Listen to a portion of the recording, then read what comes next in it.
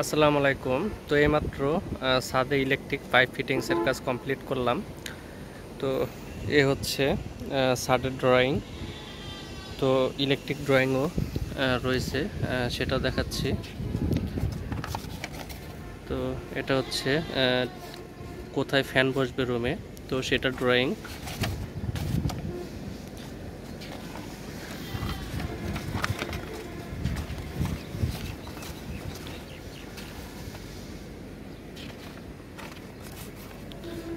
আর ওই হচ্ছে electric drawing. তো কোন জায়গা সুইচ বোর্ড দিতে হবে, কোন জায়গা এইচডিবি বোর্ড দিতে হবে, তো সেগুলো এখানে উল্লেখ করা রয়েছে।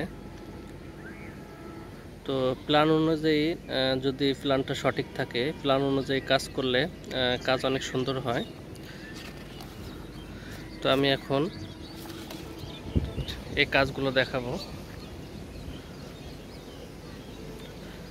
তো এটা হচ্ছে পার্কিং এরিয়া নিচের। তো এখানে কোনো ইউনিট হবে না, তো এখানে গাড়ি পার্কিংয়ের জায়গা। আর এই সাইডে হচ্ছে বেডরুম। তো এই পাশে একটা ইউনিট, এটা এবার লম্বাভাবে দুইটা রুম, একটা কিচেন আর একটা বাথরুম। তো এই হচ্ছে একটা ইউনিট এই সাইডে। আর এই সাইডে আরেকটা ইউনিট রয়েছে, এখান থেকে শুরু করে তো লম্বাভাবে এক ইউনিট এখানে। আর অপোজিটে এই সাইডে হবে আরেকটা ইউনিট। তো এই হচ্ছে মোট তিনটা ইউনিট। তো ড্রয়িংয়ে যেভাবে কাজ করা হয়েছে, ড্রয়িং অনুযায়ী তো সেভাবে পাইপ ফিটিং করা হয়েছে, ইলেকট্রিক পাইপ। তো রুমগুলো একটু ছোট ছোট হয়েছে, 10 ফিট বাই 12 ফিট, তো জায়গা কম, তো এই কারণে। আর এখানে টোটাল 3টা রুম রয়েছে। তো এই 3টা রুমেরও 3টা বারান্দা রয়েছে। যাক, এটা হচ্ছে টোটাল 3000 স্কোয়ার ফিট ছাদটা।